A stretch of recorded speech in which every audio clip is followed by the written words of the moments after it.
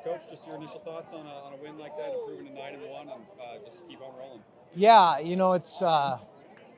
it's great to have 9 wins and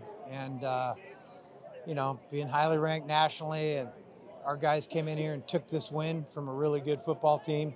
Thought our effort level was great. I thought our focus all week was great.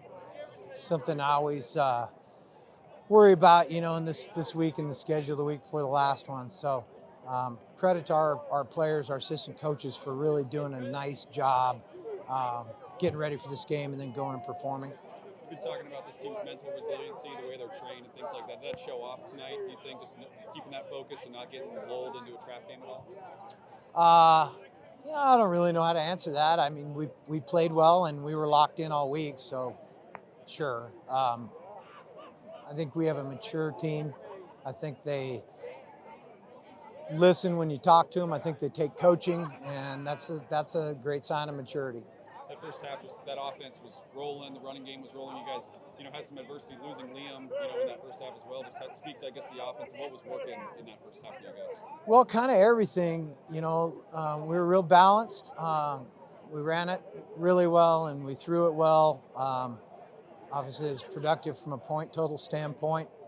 I thought it was a good first half.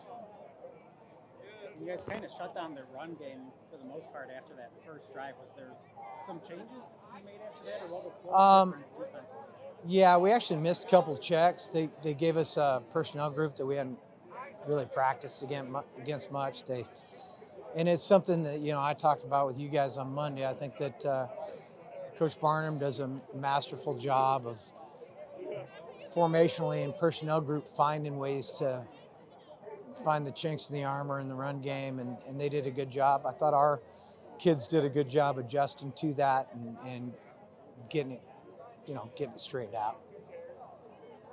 Second half was kind of odd. There was kind of some ebbs and flows. The flow of the game seemed to be a little different. Than Portland State gets that home run touchdown. Your guys settled back in. I guess what was standing out to you in that second half for you guys? Well, we had a little combo coverage problem. We had a little miscommunication or misread in the secondary.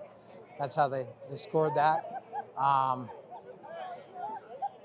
thought our guys played hard. We played everybody, which is great. So defensively, the pressure seemed to kind of add up a little bit too in that second half. You guys had 3 sacks, I think, in that second half. Just speak to, I guess, what those guys were able to do. Yeah, I think it was more just guys winning on blocks.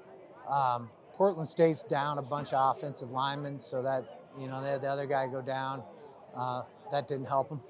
But guys were winning. You get into the drop back game. That's not their thing, and when they have to drop back, then I think we have the advantage. What was it like hugging Coach Houck after the game and seeing him out there? It was good to see him. That's kind of surreal a little bit. I'm sure it's the same for Bruce coaching against Cooper, looking over across at him. It's really a cool deal, but it's a strain, because it's everybody wants to win and everybody demands winning, and it's a strain. And we got a lot of friends on the other sideline, but when it's your kids across the field, it's a different dynamic. You guys scored 34 straight points today. You've done that a lot. Yeah, same as last week. A lot over the last month too. Even Northern Colorado was 40, Idaho was 20 in a row to start the game. Yeah. What are there any? I guess what do you point to as reasons why this team's so good at scoring points in bunches? Well, it's complementary. You play well on all 3 phases, and the defense gets stops, the offense scores points at the end of the drives. I mean, it's nothing more complex than that. It's being productive, and it's being assignment conscious, thus you can execute. Big one next week. It's the rivalry game. Everybody talks about it. Just kind of give us your early thoughts and what's going to be a big game in Missoula next week. Yeah, I haven't really thought about it, to tell you the truth. I don't know. I worry about this game more than any other on the schedule the week before, so haven't really spent any time on it. Obviously, we'll be in early. We'll get back late tonight, and we'll be in early tomorrow working on them. We've seen Yacht get snaps on the past few games now. Will you see him getting snaps in the Brawl of the Wild?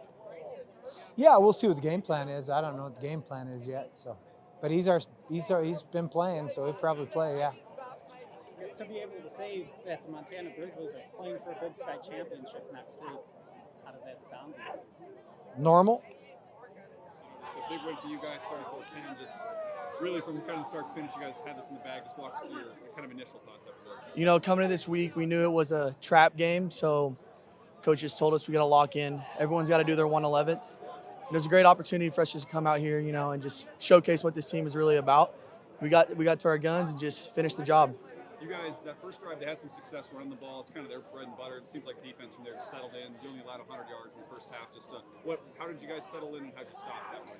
Yeah, that first drive they had, you know, going into this game, we definitely knew that their O-line was good and they had a strong run game. And, you know, we got to this drawing board and adjusted what we needed to and just shut them out. So it was good to have. Second half, some ebbs and flows a little bit. The flow of the game kind of got a little weird, but towards the end, you guys were able to get pressure on Dante and things like that. What changed maybe in the second half for you able to get more pressure? I mean, it just all starts in the back with those coverages, you know. Starts with them, just them sticking to their guys and their zone drops. So once they were able to do that, just allowed us to come free and make more plays. Coaches challenge you guys heading into this week about taking care of business and the whole trap game aspect. Why is this team capable of stepping up and honing in their focus? I just think, you know, it's just what Griz football is about. Just for us to be able to step up, you know, all eyes are on us. You know, we have a lot of success right now and we're really rolling. So I know it's just sticking to our guns and just allowing everyone just to do their 111th. Everyone doing their part plays a huge role in this team, offensively and defensively. And that's what Coach Halleck emphasizes, you know, just everyone doing their job, sticking to their alignment and their assignment and just ultimately executing it. So whenever our back's against the wall, that's what we stick to and just glad we could do that today. When you look back to that NAU game, where do you see the biggest differences in this team's growth since then? I think it's just how we responded to adversity. You know, NAU, it was a road bump, but I don't think if we lost that game, you know, we would be the team who we are now. You know, we really built off that.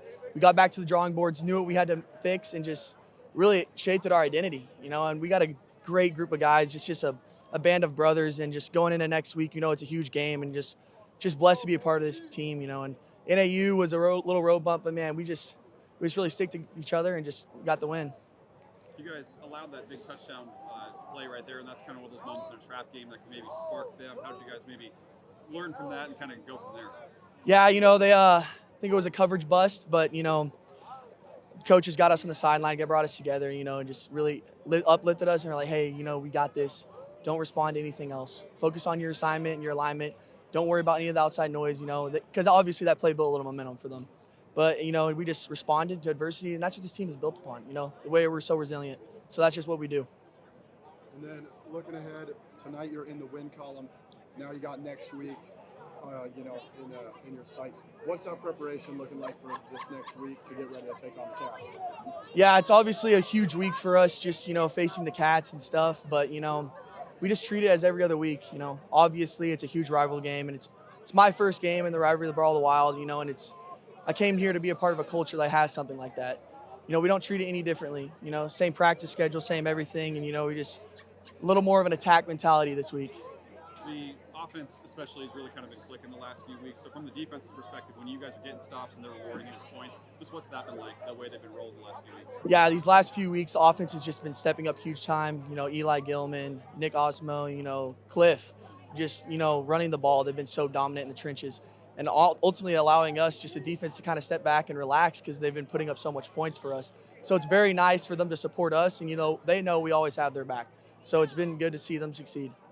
And to hear that you guys are playing the Cats for the Big Sky Championship next week, how does that sound to you? I mean, it sounds like a dream come true. I mean, we're in a spot where we really are blessed to be in, but I think it's a spot we've earned. You know, we're right where we want to be, and, you know, this week's huge, but we just got to focus on, you know, beating them before we can see what else happens. Yeah, AJ, just walk us through just kind of this win. I mean, obviously this had the markings of a trap game. You guys are pretty good at kind of dealing with those types of situations, but just walk us through this win. Yeah, I think when we come into games like this where, you know, the record of our opponent may not be the best, we understand that every Saturday is a new Saturday, and we're not playing the opponent, we're playing to our standard, and that especially comes into play in games like this where, you know, obviously we respect the opponent. They're a good team with a record that I think they aren't happy with, but they're a good team, and I'm happy with this win. We had some guys go down today. super proud of what they did today, and I think we're really coming together. I think we're playing as a team, and I'm super happy about that. That first half, you guys, I think, had almost 300 yards of total offense, a lot on the ground, obviously. Just speak to what was working for you guys. Yeah, I think in terms of the run game, we practice super hard. We take pride in the little details in practice and the film and meetings and making sure we're doing what we need to do to succeed. And so I think we can attribute our preparation to the success we've had on the ground. And obviously we have guys like Cliff and Eli and Nick and so many talented, hardworking guys carrying the rock behind us, and it makes our job easier. What's it like blocking for those guys? I mean, just that three-headed monster you guys see come out in there. I mean, they've been just playing so well. The whole offense has been playing so well. Just what's it like blocking for those guys and seeing their success? I've said it again and again.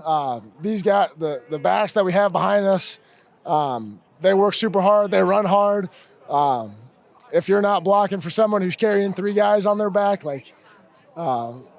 that's not good. So I'm super proud of what the work that they've been able to put in, and makes our job easier. Why has this offensive line been able to band together? Whether you guys have injuries or rotating guys in, it seems like you guys are playing at a high level. Yeah.